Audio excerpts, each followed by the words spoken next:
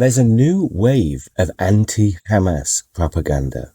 And just to be clear, no one's denying Hamas is a terrorist organisation.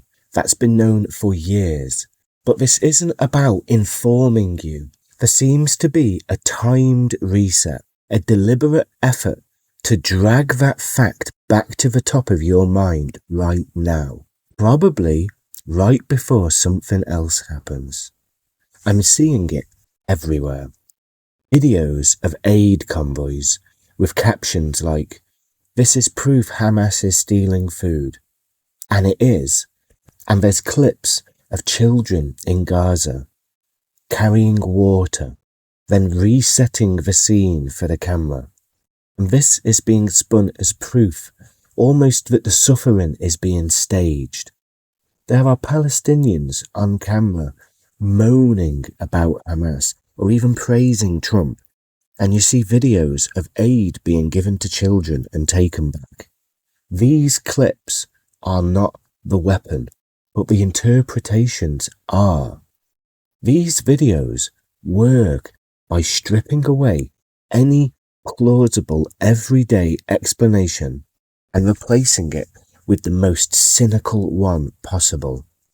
The reality that they're cutting out is that NGOs, local volunteers and journalists do stage retakes, so an aid delivery is filmed clearly, sometimes dozens of times, because images are the only currency that unlock more funding. They are fighting Israeli propaganda. A child who's already eaten might be asked to walk through a scene again so donors see the work being done. That package might be purely symbolic for the camera, while the real distribution happens off-screen. None of it is deceit. It's survival in a media economy. Once you frame it as, look, they're faking it, the meaning flips completely. What was a record of aid suddenly becomes proof of fraud to a cynical mind. From there, it's a short jump to assuming that Palestinians aren't starving at all. There are pro-Israeli groups sharing videos of street food in Gaza.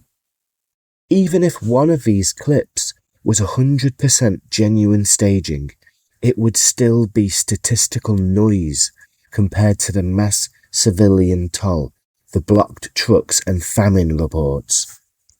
It's cherry-picking moments of humanity and twisting them into ammunition for inhumanity. That's not journalism, that's narrative engineering. And the other one you'll keep seeing on repeat is that Hamas are stealing food. And they are. It's framed like a smoking gun, but it's not that simple. They are classified as terrorists. They have attacked civilians. But Hamas are also the government of Gaza. They have hostages and an army to feed, and they are in a war. The aid coming in is the only food crossing that border, the only food that exists in Gaza. Gaza doesn't have functioning farms or supply chains right now. Yes, the food is meant for civilians, but in a war, the armed side will take some of it.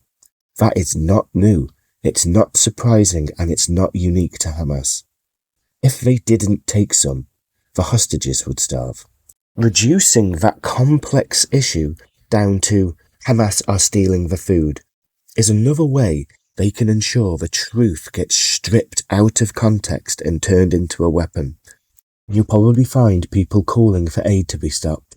Meanwhile, the same outlets aren't showing the most graphic, depraved IDF actions they could be showing. They're not reporting on daily specific war crimes or on controlled demolitions of civilian areas. It's like filming an entire fight, but only showing the punches from the guy who threw the least punches, lost the fight, and then framing him as the main aggressor. Israel could have thrown thousands of blows, but the media will only ever show you Hamas throwing sand in their eyes. And what the media isn't framing is the reason the food isn't flowing freely into Gaza in the first place. The blockade wasn't just a wartime accident. It was deliberate. It was designed to starve Hamas, and in doing so, Gazan civilians were used and are being used as collateral. They are being punished alongside Hamas. Collective punishment is a war crime. That's the real crime. Not that Hamas took some of the food that finally got in, but that for months it was kept out entirely. Hamas is bad, but they're bad from the weaker side, the arguably more moral side, in an asymmetric war. The bad of the weaker side becomes a moral license for the unlimited violence of the stronger. The media's job should be proportion and context. Instead, we're watching a PR campaign for state violence, and the timing is important.